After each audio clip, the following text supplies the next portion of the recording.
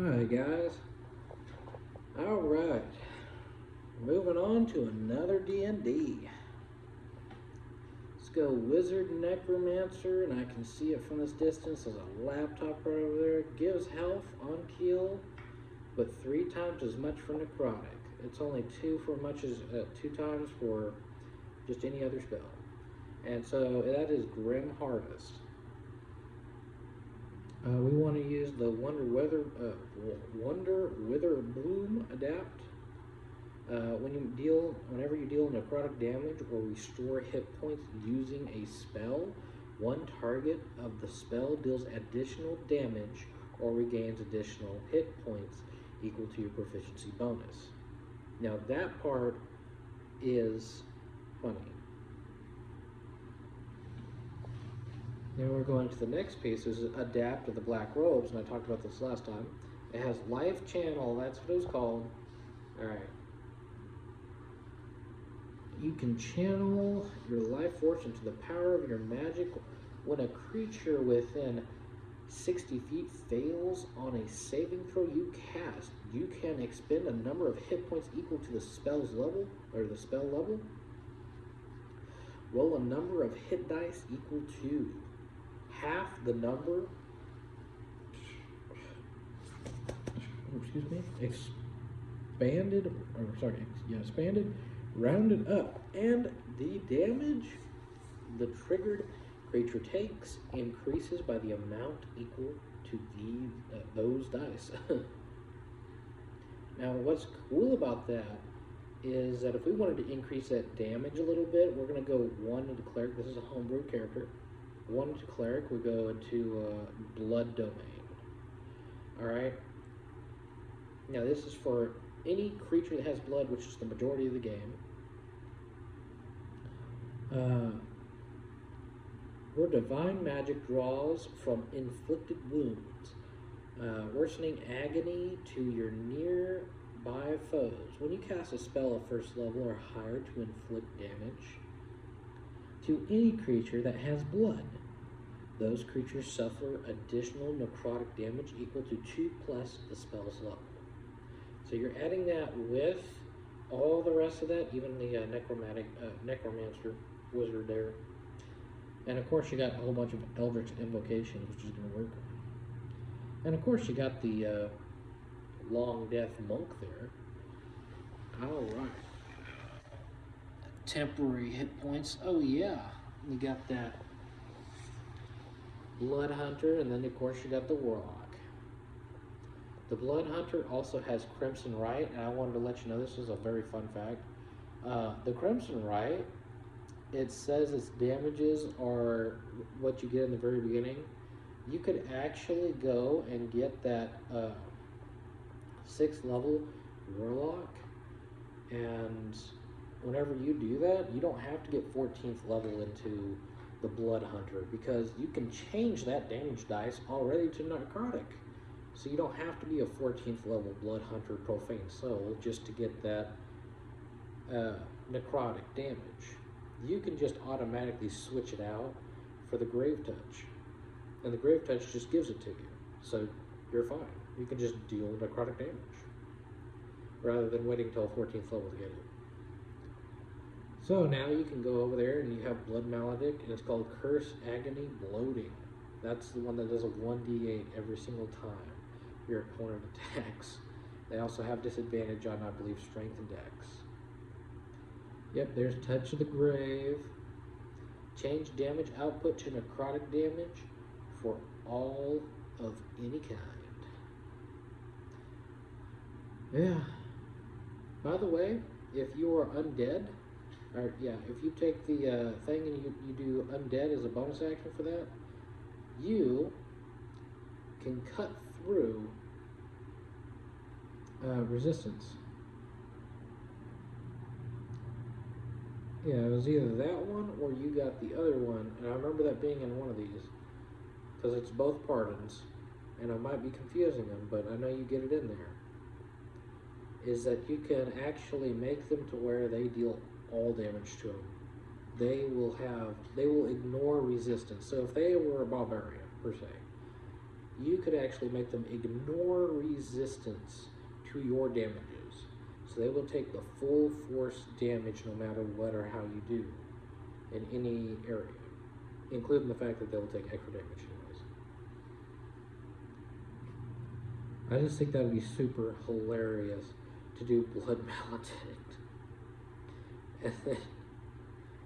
And then make it to where, like this would be an OP character just off the bat for anyone who goes into this person's range anyways, because you're pretty much putting them in Fury all the time whenever you hit them. If you did Sentinel and you put this person with that, and you probably did like the Long Death Monk, they would never be able to leave your reach, and every single time they did damage to them, they'd be like, yeah, and because you're doing so much damage, it's hilarious. But yeah, that's just a little thing. But yeah, it was called PSI Boost, ability for checks, and then PSI Guide helps vital sacrifice sometimes, which is hilarious too. It helps that damage die. So it kind of is like the PSI Guided Strike is kind of like Savage Attacks. Wild Talent is pretty cool. There we go. There's that background. Innate of the High Sorcery, Nunari, and then you pick two, and you get Hex and False Life, and then you can pick one cantrip, and it's Shocking Grasp. That'd be kind of fun. Like, okay, you get disadvantage on reactions now. Something, oh, we can say that. And of course, I went with a human variant on that one. This is a different build, I am letting you know. This is not the same build as the other one. It is very similar, but this one is different because it doesn't have the same kinds as the other guy.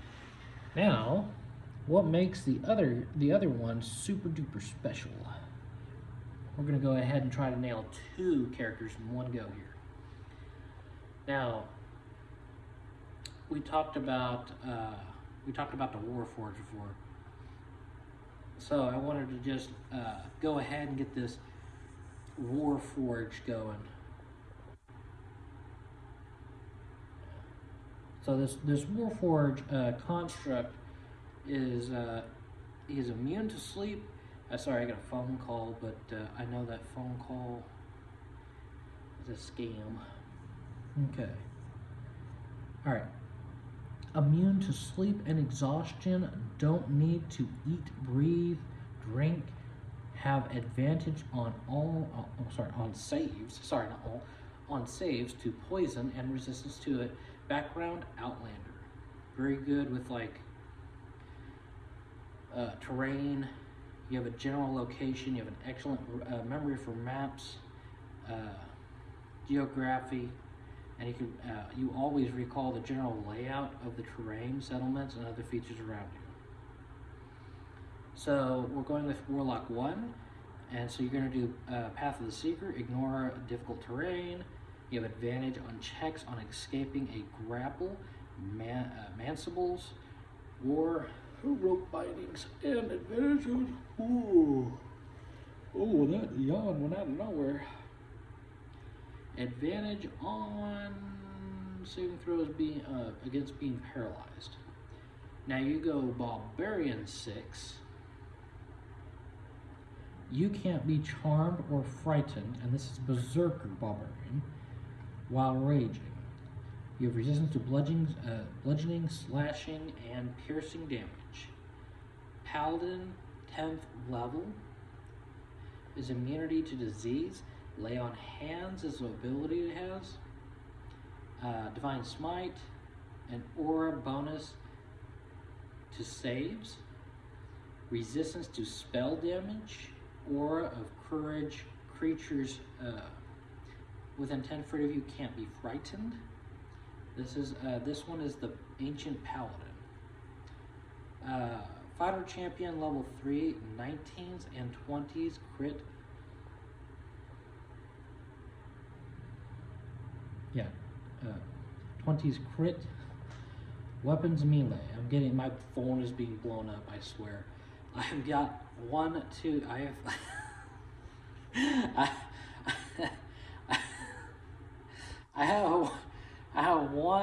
2, 3, 4 things that popped up on my phone. two of them are different calls. These are people I know. Oh, Jesus. But there's 2 text messages also. Okay, I gotta go, but at the same time, I did it. I nailed it. That was actually the end of the character. Oh, wait, no, wait. I mean, let me just get those 3 things real quick. I see those things. I almost missed them. All right. Keen mind, keeps track of mind, keeps track of time. You always know which way is north. You accurately recall anything that you've seen or heard within in the past month. Eldrick's Invocation, Path of the Seeker, we've already got that on there. Crusher, on hit, does bludgeoning damage, so anything that does bludgeoning, and this character is all about bludgeoning. So you got Magic Stone that you're going to use, and that's why you have Warlock. And you're going to fling it, and it does bludgeoning damage, so this will work on it. And so on crit, everyone gets advantage on the creature. Now, while you have that, there is a possibility you can still crit with it. It would have to be a 20 you hit, not a 19 or 20, but a 20 you hit for the spell. Okay? You can still have Vital Sacrifice in this very particular one, and which, of course, would be the one that I was going to put in there. And so you can apply that 1d6 to add to the roll and possibly get it. But of course, a lot of DMs like to do it as natural 20s. Depends on DMs, of course. I'm not very picky, but if it comes to certain things, they really like a natural 20. And I'm not a super picky one, so most likely if you hit somebody with a huge attack like that, it's a spell, it's harder to do. I feel like I give the benefit of the doubt to the spell, really. They wouldn't do it for saving throws because they really ping off saving throws. All right, thank you so much. This has been Let's Talk D&D 5e. Bye-bye.